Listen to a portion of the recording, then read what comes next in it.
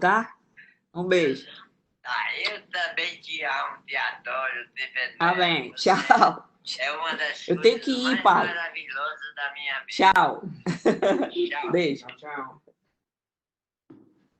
Okay, we are now joined by Claudia Gadelha. The first question goes to Aaron Bronstetter with TS. Get in there. He did cut weight. He did weigh in, and I mean those kind of things you kind of have to work around. You're learning all of this on the fly. But Aaron, these three events, they couldn't have come at a better time for society because it feels like everybody's starting to see the light at the end of the tunnel here. Things are starting to open up a little bit across North America. We'll go to James Lynch with the score. Hey, Claudia, congratulations on the victory.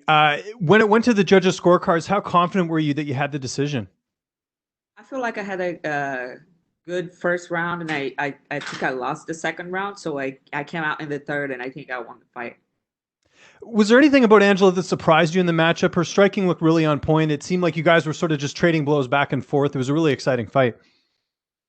Yeah, so I've been working my striking now, and I was comfortable standing. I was having fun there. I could take her down, but I was working in. I feel like I'm evolving as a fighter. I feel like I need those type of fights to keep evolving, keep getting better, And when I get there against somebody that can do anything with me, I'll be ready for anything.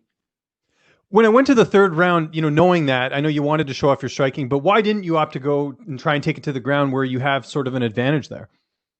Because I was having fun, and like I said, I need those type of fights. I need to strike with against good strikers, so I can keep evolving and I keep getting better. We talked about heading into this fight, how many canceled fights you've had and how you haven't fought since July. How did you feel in there just being off for so long? Man, it's crazy, like we're going through some crazy times right now. And training in this pandemic was kind of frustrating. I got fights canceled. Like in January, Alexa Grasso didn't make weight. I was so damn ready for that fight, and then I had a fight against Marina, and they couldn't bring her from Brazil, and then Angela Hill, but then they canceled. It was crazy. It's just I was keeping my weight down, trying to keep my mindset. But it was so hard to train on this crazy pandemic. And you mentioned next, your next opponent. You want that. You want sort of a really notable matchup next. What is the plan? I was trying to remember what you said post fight. Was it Carla Esparza you wanted? Yeah, I feel like we should do it again. When I fought her, I was hurt. And I wasn't in the right mindset, and she was talking a lot of shit after the fight, and I feel like we should do it again. And how do you think a second fight would go? Do you feel like you would be able to finish her? Or how do you see? I know it's just just a matchup that you propose now, but how do you think the fight would go? It's gonna be a different fight, because I've been there with her. I know what she's gonna bring, and I want to finish her. And how are you going to celebrate tonight? That's my last question. Say it again. How are you going to celebrate tonight? I'm just gonna be thankful for life, thankful for being healthy. I was just talking to my mom and my dad, and they are in the northeast of Brazil where things are very tough right now. But everybody's healthy, my Jersey family is healthy, and that's all I want right now. I want everybody to um, be safe and healthy now. Thanks for the time. Thank you. We go next to Gabriel Gonzalez with Cage Side Press. Your line is open. Hey, Claudia, congratulations. I have a question about the Carla Esparza fight because, you got the victory in the last one. So where does the motivation come from to want to get that one again for you? I feel like I can do so much better, especially now that I have the right coaches, I have the right people around me, and I'm not hurt. You know, I blew out my knee 10 days before my fight with Carla, and she was talking about me grassing and like, come on, it's 2020. Uh, People don't do this anymore, so I want to do it again. Did you see on Twitter that that's what she commented on your fight? She said to leave the grease at home. Did you see that already? No, I didn't. But like I said, it's 2020. There's no grease in here. Let's do it again. Now, you talking about working with the team in New Jersey, and everyone talked about, it takes time to get used to the system, the codes, and everything. Can you just talk about when everything just really started clicking for you in terms of their coaching and the way they work with you? Um, I feel like it takes a little while, you know. But I grew up in the jiu-jitsu philosophy, you know, so I have a good relationship with Ricardo. He speaks Portuguese, which helps a lot. Um, Also, uh, training with Mark Henry is like learning a new language, you know. uh, and I have to study a lot, go back home and study. And I feel like I'm evolving a lot as a fighter, but it takes time, like anything in life, you know. Final question. Was it harder to get yourself more in the zone when you were in the cage without the fans, or did you feel like it came naturally to get where you needed to mentally? Man, I felt like I was going to the movie theater, you know. I was so relaxed and there was no pressure, and I felt like I don't know, it was different. It was a different vibe.